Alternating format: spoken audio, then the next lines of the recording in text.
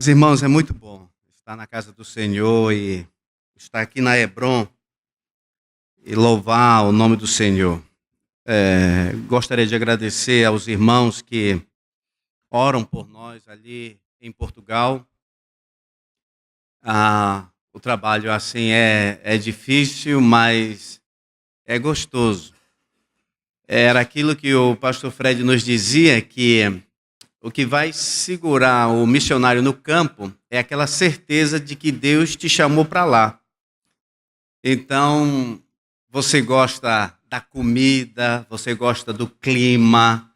Então, eu gosto de tudo, né? Eu gosto de tudo. E o que ele dizia era para queimar as pontes, né? E eu vejo isso, irmãos, também. Eu toquei fogo nas pontes. E Deus sabe, só se Deus mudar, mas não tenho nenhum desejo de voltar ao Brasil. Eu quero mesmo seguir aquele conselho que o nosso pastor nos deu. E assim como ele está enterrado do outro lado do mundo, eu também tenho o desejo de ser enterrado lá do outro lado do mundo. Não porque eu não ame os brasileiros. Eu penso que o pastor Fred, quando morreu aqui, não é que ele não amava os irlandeses. Não. Mas nós amamos a Jesus. E ele disse, ide por todo mundo, pregai o evangelho. E é o que nós devemos fazer. Enquanto é dia, porque a noite vem quando ninguém mais pode trabalhar. Esse é o nosso tempo, essa é a nossa época, a época dos outros já passaram, agora é você que deve pregar o evangelho, que deve anunciar, até aquele dia quando o Senhor Jesus Cristo há de nos recompensar com galardão. E aí nós devemos fazer tudo aquilo que o pastor Fred nos ensinou.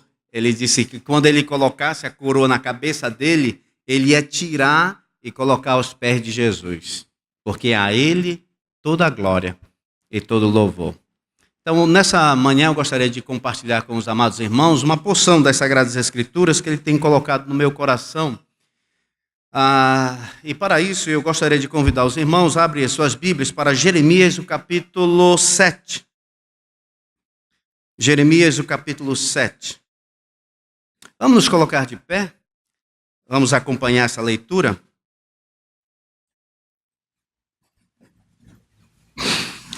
Jeremias, o capítulo 7. Eu gostaria de falar em todo o capítulo, mas vou fazer uma pequena leitura até o versículo 7. Assim nos diz a palavra do Senhor. Jeremias capítulo 7, versículo de 1 a 7. Palavra que da parte do Senhor foi dita a Jeremias: põe-te à porta da casa do Senhor e proclama-lhe esta palavra, e dize: ouvi a palavra do Senhor todos de Judá, vós os que entrais por essas portas para adorardes ao Senhor. Assim diz o Senhor dos exércitos, o Deus de Israel: emendai os vossos caminhos e as vossas obras, e eu vos farei habitar neste lugar. Não confieis em palavras falsas, dizendo: templo do Senhor, templo do Senhor, templo do Senhor é este.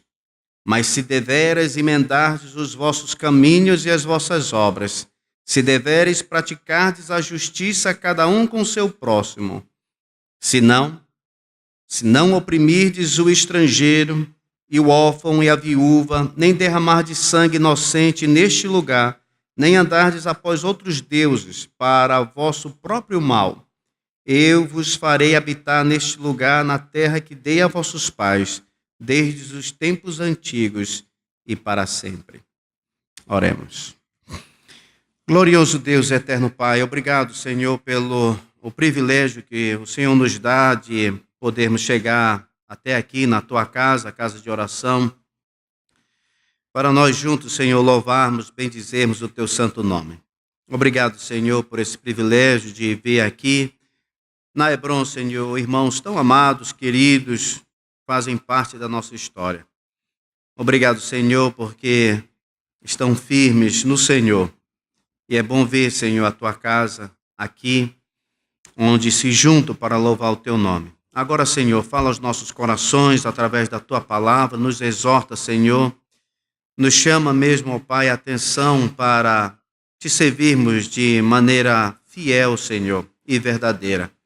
Fala aos nossos corações, Senhor. Nos ajuda a sermos crentes fiéis, verdadeiros, aqueles que crescem na graça e no conhecimento da tua palavra e da tua pessoa. Ajuda-nos, Senhor, nós te pedimos, no teu santo e bendito nome. Amém. Podemos assentar, amados irmãos, obrigado.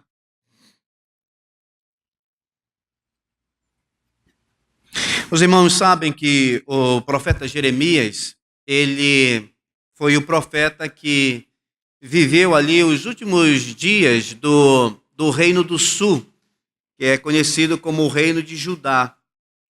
E ele já está já nos finais, quando depois vem Nabucodonosor para levar aqueles Judá, tudo, destruir o templo e levar cativos os restantes ali de Jerusalém.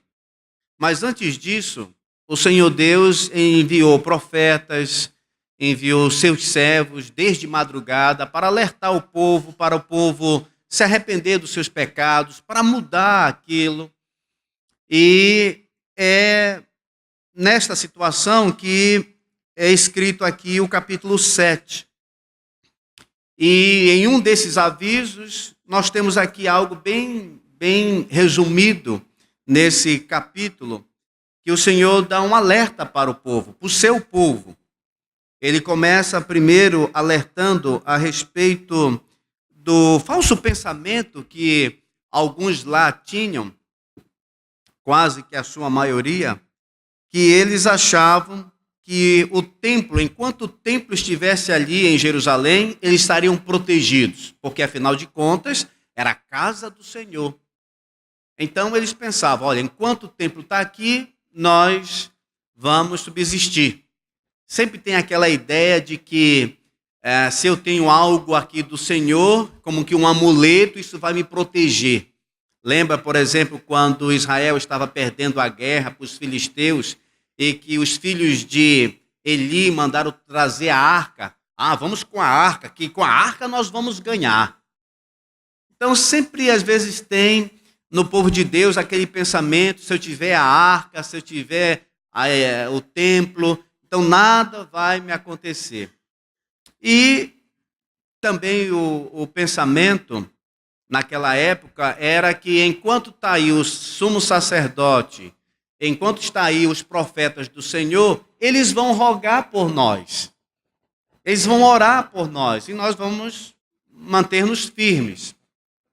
E independente do que eu faça, enquanto eu estiver oferecendo sacrifícios ao Senhor, aí as coisas vão bem. Então são basicamente essas três coisas em que eles se apoiavam. Eles se apoiavam no templo, eles se apoiavam no sumo sacerdote, nos profetas, e eles se apoiavam nos sacrifícios que eles ofereciam. E aí nós começamos aqui no versículo 1, vendo que o Senhor Deus, ele diz para Jeremias concernente ao povo. Veja o versículo 1. Palavra que da parte do Senhor foi dita a Jeremias. Ele diz, ponte à porta da casa do Senhor e proclama ali esta palavra. E dize, ouvi a palavra do Senhor, todos de Judá, vós o que entrais por essas portas, para adorardes ao Senhor. Versículo 3. Assim diz o Senhor dos exércitos, o Deus de Israel, emendai os vossos caminhos e as vossas obras, e eu vos farei habitar neste lugar. Então, olha o aviso aí que Deus está dando para eles.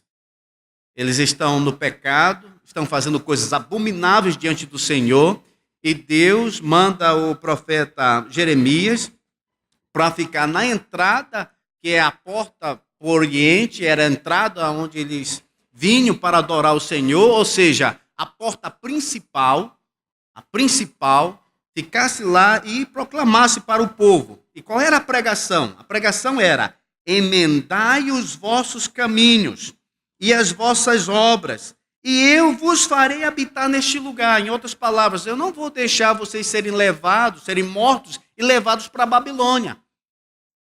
Ele estava jogando a responsabilidade sobre aquelas pessoas. Emendai, endireitai as vossas obras, e eu vos farei habitar neste lugar. Aí, irmãos, nós ficamos pensando, será que no Antigo Testamento as pessoas eram salvos pelas obras? Porque de uma vez que Deus está dizendo, emendai as vossas obras, não é? Endireitai os vossos caminhos, praticai coisas justas, e eu vos farei habitar neste lugar. A primeira ideia que nos passa é que as pessoas do Antigo Testamento eram salvos por suas obras. Não, irmãos. Nem no Antigo Testamento, nem no Novo Testamento, nunca ninguém jamais foi salvo por obra. Nunca.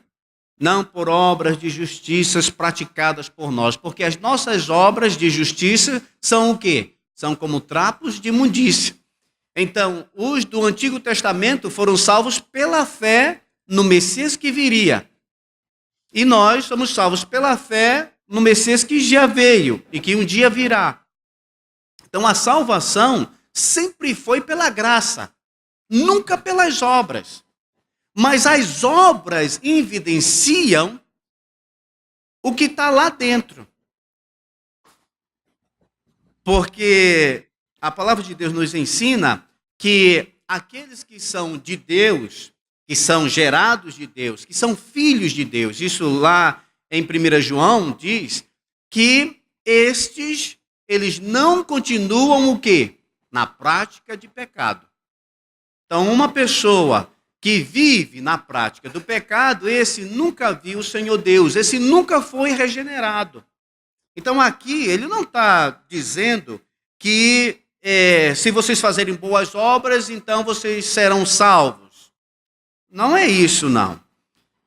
Ele está dando um aviso para o seu povo, está dizendo, jogando a responsabilidade para cima deles, porque o Senhor Deus, ele conhece os seus.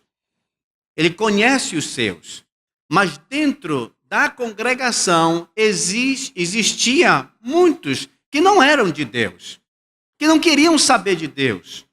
Eram israelitas, mas eles não eram do Senhor Deus. E por isso ele dá o aviso para todos. Ele diz, emendai os vossos caminhos, as vossas obras, e eu vos farei habitar neste lugar. E aí o versículo 4. Não confieis em palavras falsas. Apareciam falsos profetas lá dizendo, olha, essa aqui é o templo do Senhor, enquanto estivermos aqui estaremos seguros, estaremos protegidos. E eles mesmos diziam isto, né? Não confieis em palavras falsas dizendo, templo do Senhor, templo do Senhor, templo do Senhor é este. Ou seja, lá fora, o povo de Israel pintava e bordava e chegava no sábado, se alinhavam todos e iam para a casa do Senhor. Então,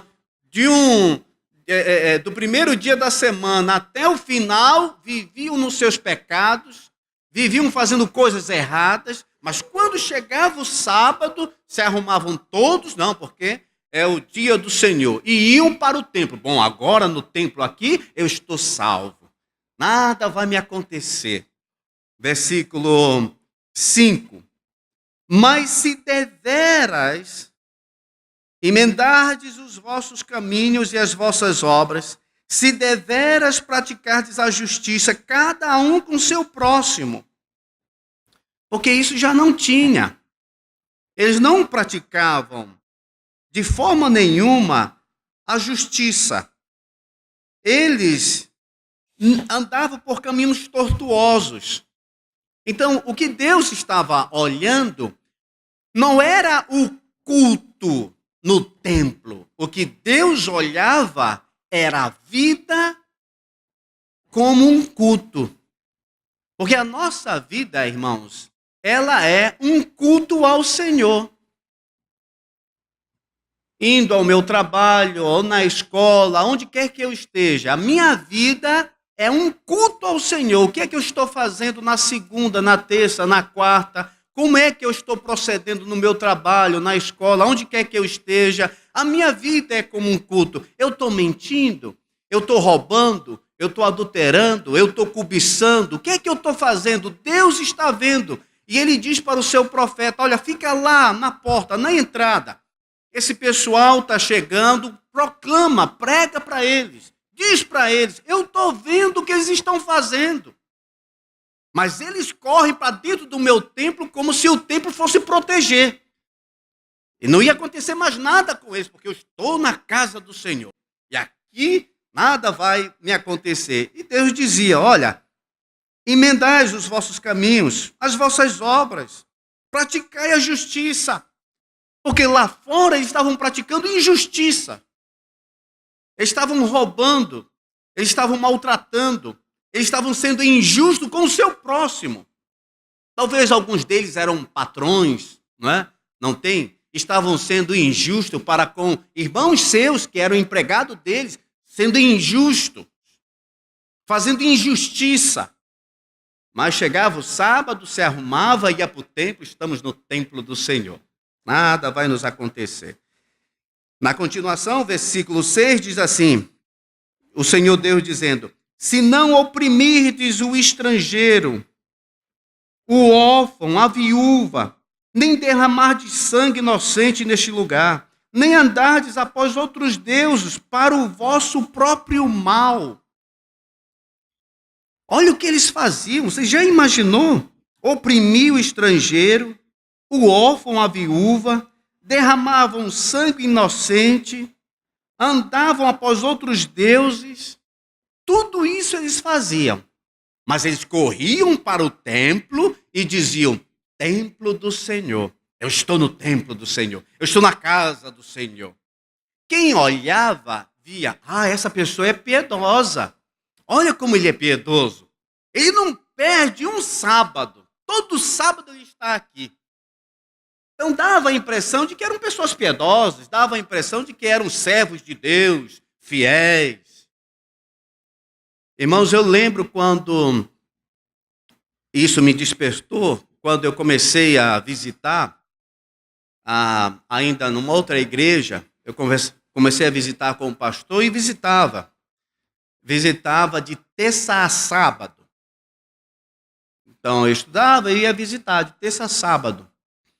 Então o pastor me via lá.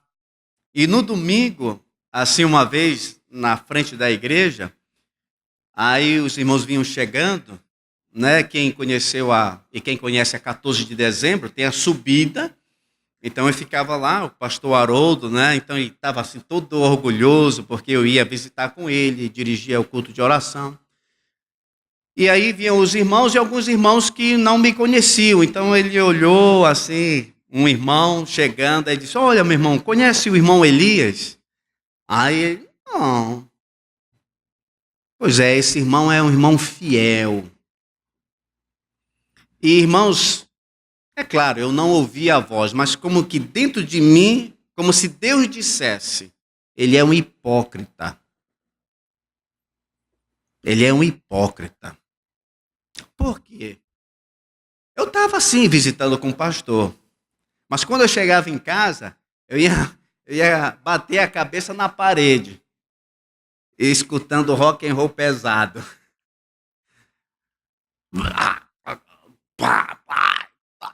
Eu ia visitar terça, quarta, e estava lá visitando legal. Para o pastor, eu estava legal, mas para Deus, não. Então, naquele dia, eu assim, fiquei muito triste. Incrível, como é que pode a palavra de um pastor dizendo, este é um irmão fiel, e eu ficar triste? Por que eu fiquei triste? Porque eu sabia a hipocrisia que eu vivia. E Deus olhava do céu, ele estava vendo a minha segunda, a minha terça, a minha quarta, a minha quinta, no colégio, em casa. Ele sabia de tudo, mas o meu pastor não sabia. Ele não sabia o que acontecia comigo.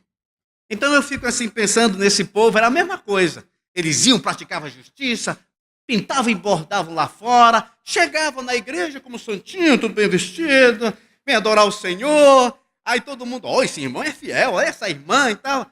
Só uma hipocrisia, uma enganação. E estava enganando quem? Está enganando você mesmo. Acha que está enganando o pastor? Você acha que está enganando os irmãos? Está enganando a si mesmo. E se continuar nessa prática, vai para o inferno. Porque você não é regenerado. Você está enganando a si mesmo. E nessa passagem aqui, irmãos, eu vejo isso interessante. Por isso que Paulo disse que as coisas que foram escritas no passado é para o nosso ensinamento. Porque o que acontecia lá também está acontecendo hoje aqui. O que eles faziam naquela época. Viviam uma outra vida. Hoje é chamado de bipolaridade. Eles são bipolar, estão tudo bipolar.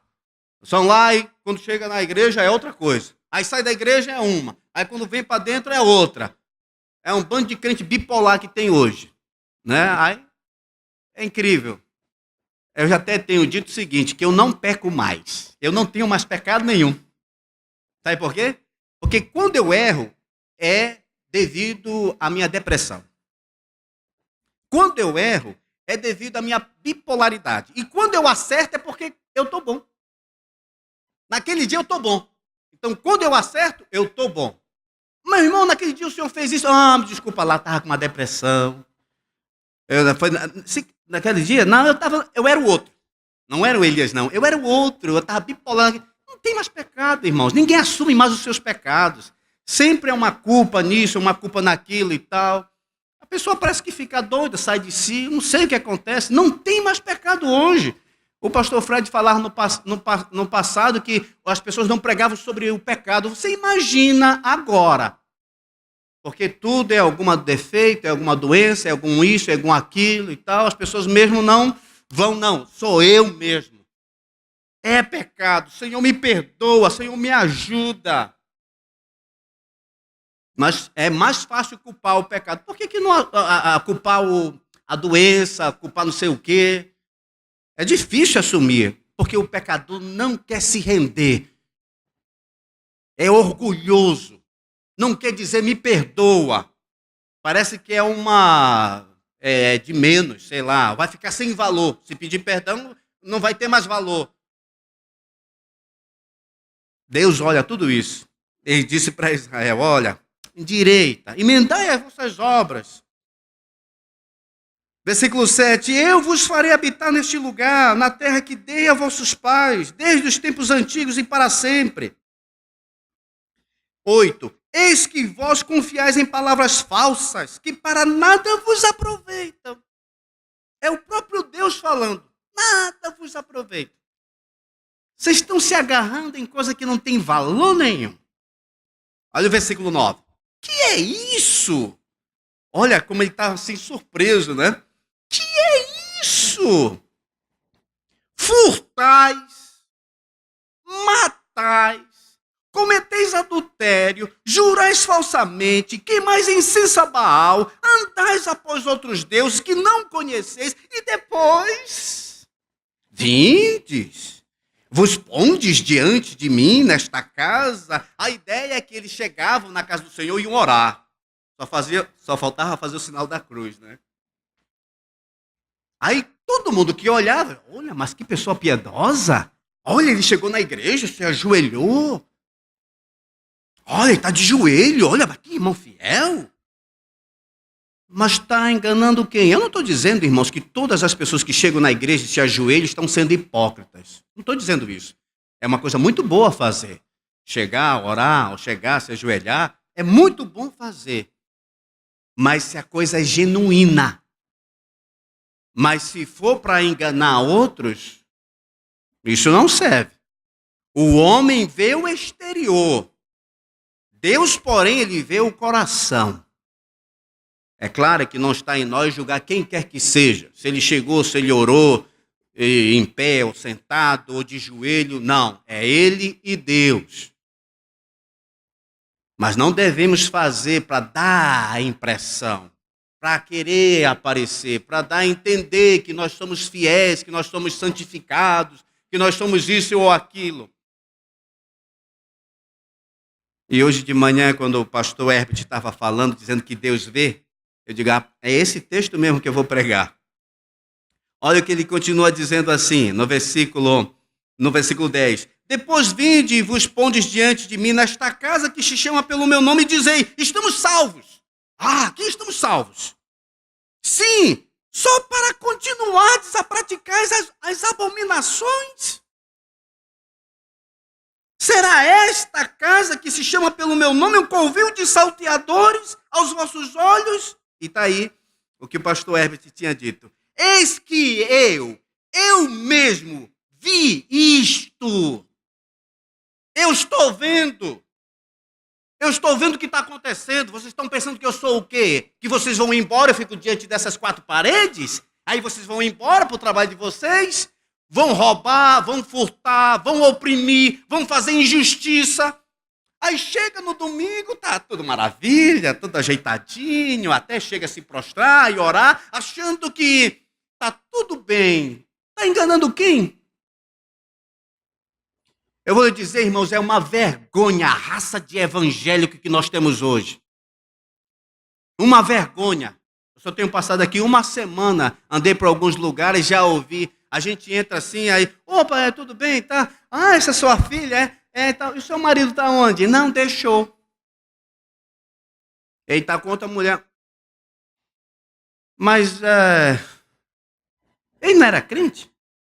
O pastor, ele dizia, né? Aí com outro.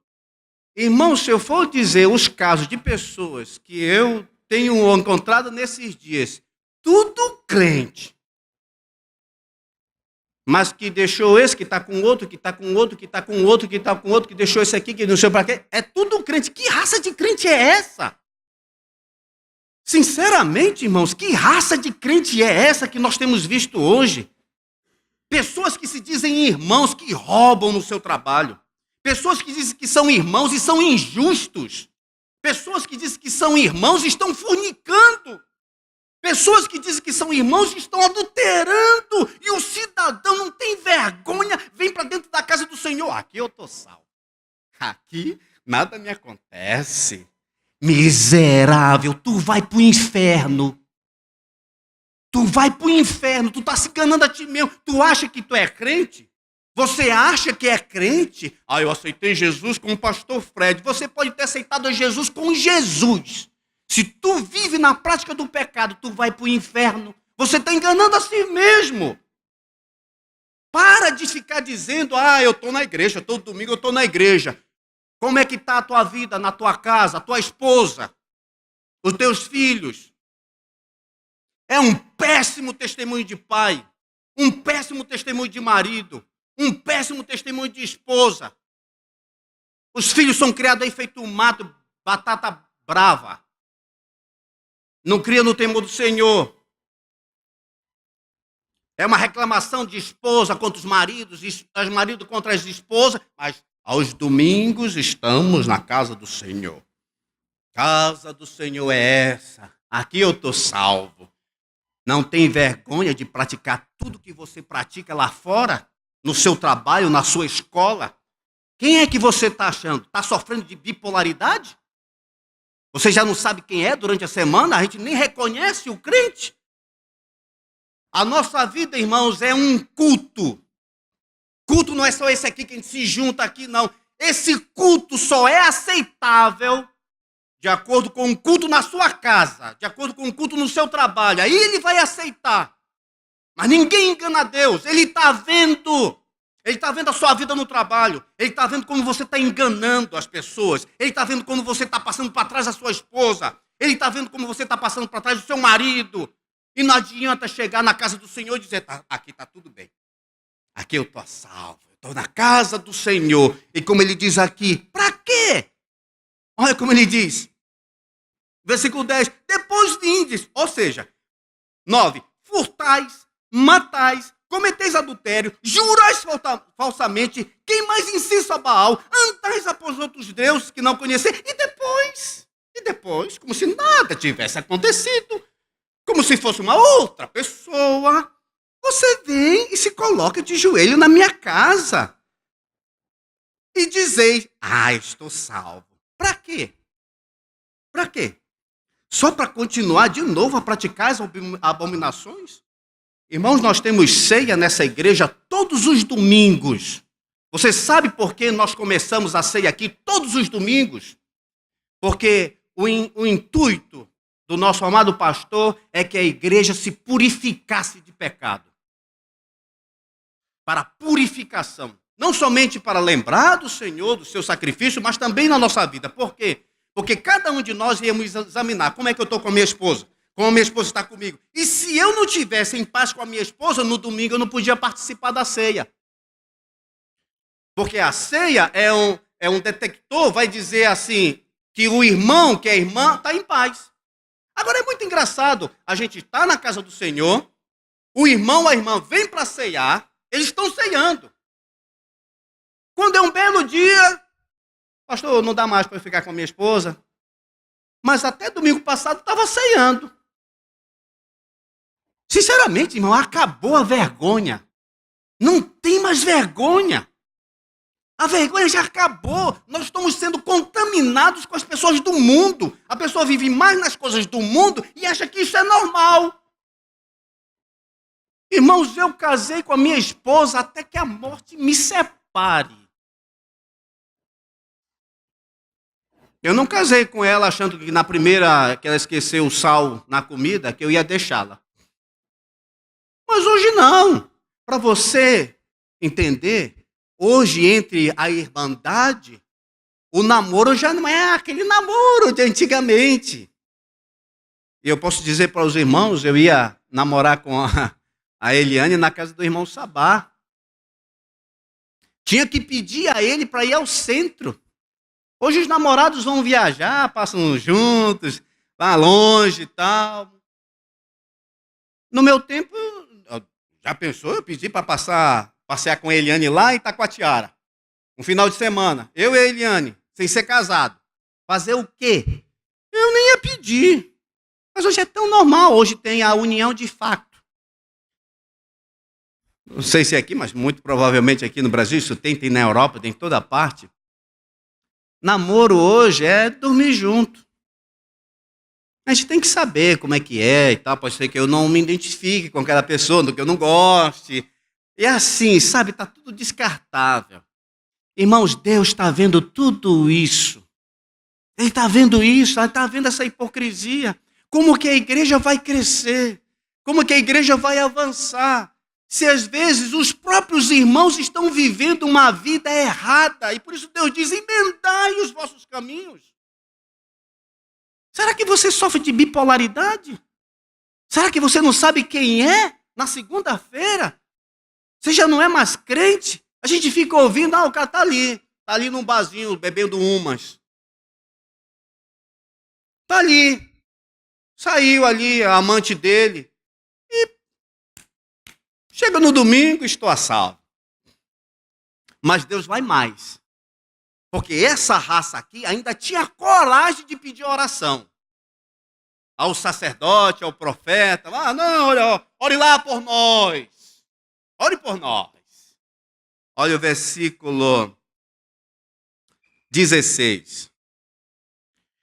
Tu, pois, não intercedas por este povo, nem levantes por ele clamor, oração, nem me importunes, porque eu não te ouvirei. Ou seja, o templo não protege uma nação iníqua. A intercessão do profeta não salvará o povo rebelde. É isso que ele está dizendo aqui. Você está confiado que chegou o domingo, você veio para a igreja, todo bonitinho, tá bem? Opa, meu irmão, tudo bom? Beleza, boa semana. Deus abençoe, meu irmão. Esses jargões evangélicos que você pode usar e ninguém vai saber se você é uma ovelha negra, se é um bode. Você usa, normal. Como nós vimos hoje de manhã, pelo pastor Herbert, Judas estava entre os apóstolos. ninguém desconfiava dele. Quando Jesus Cristo disse assim, um de vocês vão me trair. Sabe o que aconteceu? Cada um olhava para o outro e dizia, sou eu, Senhor? Ninguém, irmãos, nenhum dos 12 achava que não podia trair o Senhor. Todos eles achavam que poderiam ser o traidor. Será que sou eu, Senhor? Aí o Judas chega, Senhor, sou eu? Ele disse, tu dizes. E ainda mais quando Jesus Cristo molhou o pão e deu para Judas, que era um sinal do anfitrião que recebe o visitante, para mostrar, olha, você é bem estimado. Como ouvimos, né? Ele chamou de meu amigo. Então, se tinha uma pessoa ali que estava fora do alcance de passar por um ladrão, era Judas. Porque Jesus chamou de amigo. E outra, ele estava perto de Jesus. Porque o Pedro, que estava longe, acenou para João dizendo, pergunta quem é. Aí Jesus molha o pão e dá para Judas. Está próximo, não tem que se esticar para ir lá no outro canto, né? Estava próximo. Para todos eles, Judas era um apóstolo mesmo. Irmãos, o falso é igual ao verdadeiro. Porque senão, não é falso. Pois na igreja do Senhor, essa igreja visível, a invisível não, ele conhece os seus. Ninguém engana o Senhor, ele conhece os seus. Ele disse, eu conheço os meus. E outra, aparte-se da iniquidade todo aquele que proclama o meu nome. Mas dentro da igreja visível tem muito joio. Tem muitos que acham que estão passando em branco, estão pintando e bordando lá fora, vêm para a igreja, ainda pede oração, olha, pastor, orem por mim, irmãos, orem por mim e tal. Mas, irmãos, a oração não vai fazer absolutamente nada por aqueles que querem viver no pecado. Deus diz, não ora por eles, não interceda por eles. Lembra, por exemplo, quando Josué, que invadindo Ai, eles perderam. Então o Josué se prostra, ora ao Senhor, ai Senhor, porque o Senhor nos tiraste de lá, agora estamos passando vergonha. Aí Deus disse assim, levanta, levanta, levanta, levanta. Ou seja, interrompeu o homem orando. Porque o que adianta a oração se você não vai tomar uma atitude? O que adianta eu ficar orando por você?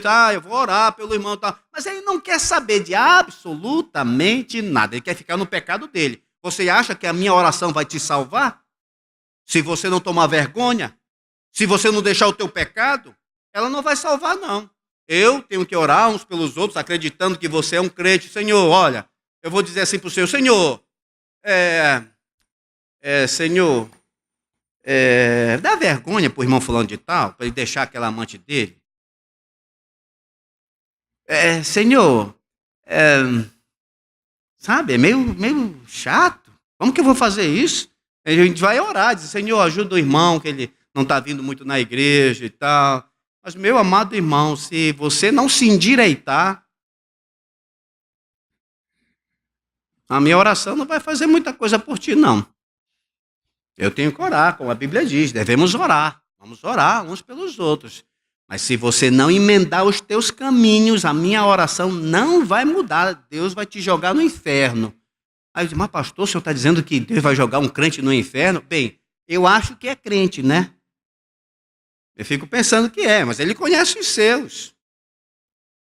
Então ele dizia, olha, não adianta confiar no templo. Não adianta ficar confiando que o sacerdote está orando por ti, que o profeta está orando por ti, se você não muda o teu comportamento. Mas tinha mais outra coisa. Lá no versículo 21, a gente vê mais outra coisa que o povo estava fazendo. Diz assim, assim diz o Senhor dos Exércitos, o Deus de Israel, ajuntai os vossos holocaustos aos vossos sacrifícios e comei carne, porque nada falei a vossos pais no dia em que os tirei da terra do Egito, nem lhes ordenei coisa alguma acerca de holocausto ou sacrifícios, mas isto lhes ordenei. Olha o que eu ordenei. Dai ouvidos à minha voz, e eu serei o vosso Deus, e vós sereis o meu povo. Andai em todo o meu caminho que eu vos ordeno, para que vos vá bem. Mas o que é que o povo estava confiados, eles estavam fugindo. Eles gostavam do pecado, eles queriam fazer o pecado, mas eles queriam camuflar. E dessa camuflagem era ir para o templo. Sábado é dia de culto, vamos lá para o templo. Chegavam, se prostravam, estou na casa do Senhor. Aí depois, olha, sacerdote, profeta, não esqueça, ore por mim. Ore por mim. Ah, não esquece, ore por mim. Olha, uma pessoa piedosa, querendo oração. Mas uma outra coisa eles faziam: holocaustos, sacrifícios. Eles iam, não é? Estavam adulterando, estavam roubando, estavam mentindo, estavam sendo injustos, mas traziam os sacrifícios. E aqueles que tinham mais dinheiro, eles já compravam várias ovelhas. Vamos comprar aqui várias ovelhas, fazer esse sacrifício para o Senhor. Tudo uma falsidade. Como dizemos lá em Portugal, tudo para inglês ver. Tudo para inglês ver. Né? Era só fachada. Só fachada. Fachada por quê? Porque eles faziam isto para encobrir as suas iniquidades. Era mais ou menos assim. Sim, eu tenho 3 amantes, mas eu trago o meu sacrifício. Eu faço o meu holocausto. A gente, irmãos, tem isso também nos dias de hoje. Pessoas que se dizem irmãos, que pitam em borda lá fora, aí chega no domingo, participa da ceia, como se estivesse tudo bem com a esposa, o marido, os filhos, tudo 1000 maravilhas, né? Aí, opa, pastor, tudo bem, pastor? Isso, olha, continue orando por nós, ore por nós. E continuando na safadeza, continuando no pecado, continuando no caminho errado, mas ore por nós. Tu é doido? Será que você sofre de algum problema mental? Tu não sabe que tu está no pecado? Por que você não cai aos pés do Senhor? Não tem aquele temor? Onde é que está o temor do Senhor? Aí eu fico vendo, será que é crente mesmo? Porque, meu irmão, parece que a minha cabeça é muito sensível. Eu disse uma coisa, poxa, eu não deveria ter dito isso para o irmão. Eu fico assim. Eu não deveria ter... O cidadão tem a coragem de trair a esposa. O cidadão tem a coragem de roubar. Ele tem a coragem de enganar. E parece que não sente nada na cabeça.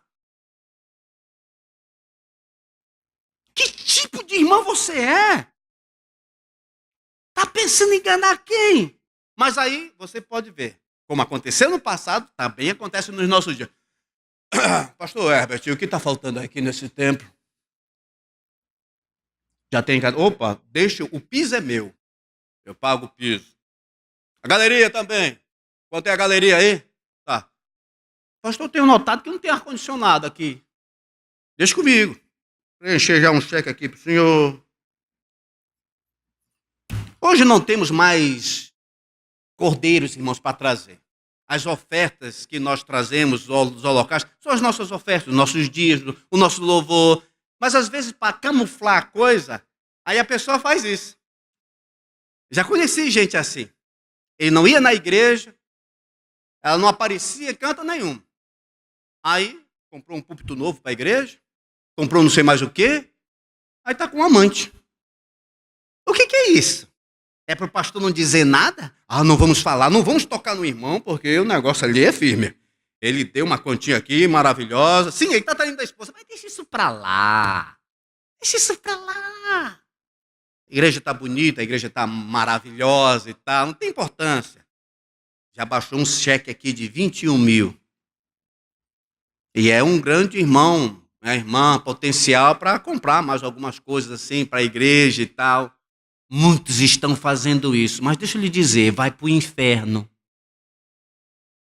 Porque Deus conhece a tua vida.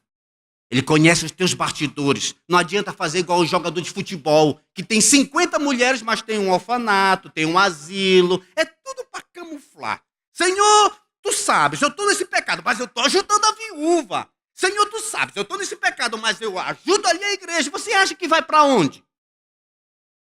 Você acha que vai para o céu? Você acha que vai para o céu? Pois eu lhe digo com todas as letras, tu vai para o inferno. Porque aquele que continua na prática do pecado vai para o inferno. E você está enganando a quem? O pastor? Você está enganando a si mesmo. Então, por isso que Deus diz, ei, querido, desperta, emenda as tuas obras. Não fica achando que tu vem aqui no meu tempo e que está tudo bem, fica pedindo oração, aí traz uma oferta gorda para a igreja, assina um cheque, e tu acha que tu está legal, deixando a tua esposa infeliz, o teu marido infeliz, a tua família quebrada. Aí você acha que está tudo bem, porque vem à igreja, que entrega uma oferta gorda. O dízimo não, isso aí não, mas... Você acha que vai estar bem? Meus amados irmãos, quando a gente lê isso daqui, a gente fica pensando, mas como que isso é real hoje? O que acontecia no passado está acontecendo também hoje. Meus amados irmãos, o meu intuito com essa pregação é despertar quem quer que seja para viver uma vida santa. Não se engane. Não fique dizendo que foi batizado pelo pastor Fred ou que pastor que seja. Não. Note bem aqui em Mateus, o capítulo 7. Mateus, o capítulo 7, tão conhecido. Mateus, o capítulo 7, Sermão do Monte, a partir ali do versículo 16 em diante. Ao 15, olha o que ele diz. Acautelai-vos dos falsos profetas que se vos apresentam disfarçados em ovelhas, mas por dentro são lobos devoradores. E aí, serve para todos, que ele vai dizer. Pelos seus frutos os conhecereis. É pelos frutos. Colhe-se porventura a uva dos espinheiros ou figo dos abrolhos? Assim toda árvore boa produz bons frutos, porém a árvore má produz frutos maus. Não pode a árvore boa produzir frutos maus, nem a árvore má produzir frutos bons. Toda árvore que não produzir bom fruto é cortada, lançada ao fogo. Assim, pois, pelos seus frutos os conhecereis. Nem todo que me diz Senhor, Senhor, entrará no reino dos céus, mas aquele que faz a vontade de meu Pai que está nos céus. E a vontade do Pai que está no céu não é para tu adulterar. E a vontade do Pai que está no céu não é para você ser injusto no seu trabalho. E a vontade do Pai que está no céu não é para você fornicar, não é para você cobiçar. Essa não é a vontade dele, não. Aqui não está dizendo, olha, aquele que foi batizado, que aceitou como pastor, esse aí está garantido. Tá não, meu irmão. Uma pessoa só vai para o céu pelo sangue do Senhor Jesus Cristo, e isso é evidenciado pelas suas obras. O seu andar. Se você olhar, por exemplo, aqui mesmo em Mateus, dá uma olhadinha. Lá no finalzinho de Mateus, quando o rei vai chamar no capítulo 25 e o versículo 31. Dá uma olhada o que diz lá. Mateus 25, 31. Quando vier o Filho do Homem na sua majestade e todos os anjos com ele, então se assentará no seu trono da sua glória e todas as nações serão reunidas em sua presença e ele separará uns dos outros, como o pastor separa dos cabritos as ovelhas, e porá as ovelhas à sua direita, mas os cabritos à sua esquerda. Então dirá o rei aos que estiverem à sua direita, que são as ovelhas, vinde benditos de meu Pai, entrai na posse do reino que vos está preparada desde a fundação do mundo. Por quê? Porque vocês aceitaram a Jesus como teu Salvador. Você foi batizado, você entregou seu dízimo. Aqui não está dizendo nada disso. Aqui não fala nada disso. Por quê? Porque é normal uma pessoa aceitar Jesus, é normal ser batizado. Não é? É normal entregar o dízimo, é obrigação nossa, é um dever nosso. E se você não fizer, é ladrão. E nenhum ladrão tem parte no reino dos céus. Só abrindo um parênteses, irmãos, eu vendia picolé. Vendi picolé, pastel, jornal. Me lembro até quando a gente descia no conjunto, eu descia com o jornal, vendia o Jornal do Comércio. Mas o jornal que o pessoal queria comprar era o Jornal A Crítica. Então eu descia com o jornal, eu mais um companheiro, assim, eu tinha 12 anos, por aí. Aí dizia, ó, jornal! Aí o meu colega gritava, do comércio! Eu dizia, rapaz, cala a boca aí! Porque o pessoal não ia nem sair de casa. E assim não, eles iam até fora, é do comércio, mas eu já estou aqui, me dá um aí mesmo. Né? E assim levava. Mas eu conto isso porque, ao vender picolé, a minha mãe dizia, imaginemos, você comprou R$ 5 de picolé. Eu comprava. Meu filho, esse é o teu capital. Comprava o picolé, aí faturava. Imaginemos, faturei aí R$ 10. Olha, meu filho, tu entrou com um capital de 5 e tu apurastes 5. O teu dízimo vai ser 50 centavos. Aí eu guardava do picolé na segunda, terça, quarta, quinta, sexta, sábado. Aí o domingo já trazia aquelas moedas para dar. Minha mãe me ensinou a ser um dizimista vendendo picolé. Mas hoje os empresários não sabem o que ganham. Não dá para eu saber qual é o meu dízimo, eu não sei quanto é que é. Não sabe, não? Eu sabia vendendo picolé, como é que tu não sabe? O que entrou, o que não entrou? É que não quer dar mesmo. Mas cuidado, isso é roubo. E nenhum ladrão tem parte no reino dos céus. Então essa é a obrigação nossa.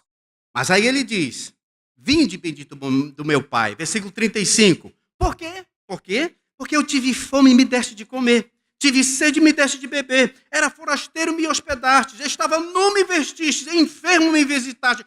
Preso fostes ver-me. Então perguntarão os justos, Senhor, quando foi que te vimos com fome, te demos de comer, com sede te demos de beber?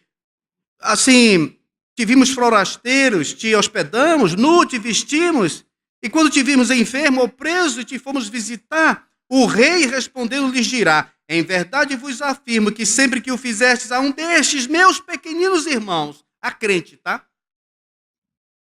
A mim me fizestes. Então, note que ele passa a ideia de que as pessoas que fazem isso é que estão indo para o céu. E não só aceitar Jesus e ter fé nele. Parece que passa essa impressão. Mas o que aconteceu na verdade, eles aceitaram sim Jesus Cristo como seu Salvador. E como Jesus vivia neles através do Espírito Santo, eles tinham vontade de ajudar o irmão. E eles faziam isso naturalmente. Por quê? Porque eles eram uma nova criatura. Eles não viam isso como algo extraordinário. Não, isso é normal, a vida do crente normal de ajudar um outro irmão. Quantos irmãos estão passando por necessidade? Aí vê, meu irmão, como é que está? Esse cafezinho aí, irmãos, no final aqui da ceia, é muito bom. Pupunha, macaxeira. Mas sabe também a comunhão. Porque a gente para com o irmão, aí diz, aí, meu irmão, como que vai? Meu irmão tá assim e tal. Aí você vê, um irmão não está muito bem. Aí você vai internando e tal. E ainda mais que aqui está cheio de doutores, né? Diz, olha, tu sabe, o irmão está com... olha, vamos lá prescrever um remédio para ele. Ou vamos visitar. Uma maneira de ajudar. Mas se eu não conversar com você e você não conversar comigo, se a gente não tivermos uma comunhão, como nós vamos nos ajudar? A gente só chega aqui na igreja, senta, levanta. Bom dia, boa semana, Deus abençoe. Vai-se embora? Como é que vai fazer? Como é que eu vou poder vestir o irmão? Como é que eu vou poder saciar a fome do irmão? Eu não sei o que ele passa. Eu não sei o que ele está fazendo. Então veja que tudo isso são obras. Obras. O próprio Tiago ele disse aqui que o que adianta a fé sem as obras? As minhas obras vão evidenciar a fé que eu tenho. Se eu tenho mesmo fé no Senhor, eu vou viver de acordo com essa fé. E eu vou fazer o que Ele está me mandando na sua palavra. Mas voltemos lá. Então aqui, o que estava acontecendo? O povo estava no pecado, o povo estava vivendo errado, mas corria para a casa do Senhor achando, aqui nada vai me acontecer. Depois, eles pediam uma oração dos profetas, do sacerdote, e Deus já disse, olha, não vai adiantar não. Se eles não emendarem o caminho deles, se eles não se endireitarem, não vai ter oração que dê jeito. Eles têm que se arrepender, eles têm que mudar. E outra, eles tentavam camuflar o seu pecado, a sua vida iníqua, fazendo holocaustos, oferecendo sacrifícios ao Senhor. O que foi que o Senhor Deus disse, através, é claro, de Samuel, a Saul. Lembra quando Saul ofereceu o sacrifício, ou ele juntou umas ovelhas que achava que eram gordas e tudo para sacrificar ao Senhor, e que o Samuel disse, olha, eu não te disse que era para tu sacrificar tudo. Ah, mas eu guardei, isso aqui é para o Senhor. Ele disse, tem o Senhor, porventura, mais prazer em holocausto do que obedeçam ao seu nome? Eis que o obedecer é o melhor do que sacrificar. Então é muito melhor andar com uma vida reta, com uma vida santa, fazendo a vontade de Deus, do que errar errado, andar errado, fazer o pecado e encher essa igreja aqui de milhões. Está aqui, pastor Herbert, 50 mil aqui para a igreja. O que adianta isso se você continua no pecado? Se você continua fazendo as coisas erradas? Você acha que vai se livrar do julgamento do Senhor? Que você vai para o céu? Você não vai. Repito, vai para o inferno. Por quê? Porque aquele que é nascido de Deus não continua na prática de pecado. Se você fez, peça perdão, endireita a vida e anda certo. Mas não pense que você vai continuar no pecado, trazendo rios de dinheiro para cá, para dentro, e você está salvo. Não pense. Você vai parar no inferno e você vai dizer, eu sou o culpado. Eu achava que estava enganando a Deus, mas você acabou enganando a si mesmo. Irmãos, isso é um recado para nós, na nossa geração hoje. Porque o que eu tenho visto de tantas pessoas que se dizem evangélicas e crentes, que estão vivendo uma miséria de vida, uma hipocrisia de vida, e estão envergonhando o nome do Senhor Jesus. Antigamente isso era com os católicos, mas agora isso está com os evangélicos. Diz que é evangélico e adultera. Diz que é evangélico e fornica. Diz que é evangélico e mente. Diz que é evangélico e é injusto. Diz que é evangélico e trata mal os seus empregados. Diz que é evangélico e pinta e borda. Aí chega na igreja, nada aconteceu. Deus está vendo. E ele diz, emendai as vossas obras, porque senão eu vou tirar vocês daqui. E foi o que aconteceu. Judá, o reino de Judá não endireitou as suas obras e foi levado cativo. Se nós não endireitarmos, algo vai acontecer e não vai ser bom. Vamos orar? Senhor nosso Deus, muito obrigado pela tua palavra. Obrigado por tudo que nós temos ouvido aqui. Desperta-nos, Senhor, para fazermos a tua vontade. Livra-nos, Senhor, de vivermos uma hipocrisia de vida. E faz com que a igreja Hebron, Senhor, seja um exemplo nesta cidade, neste país, para a honra e a glória do teu santo nome. Amém.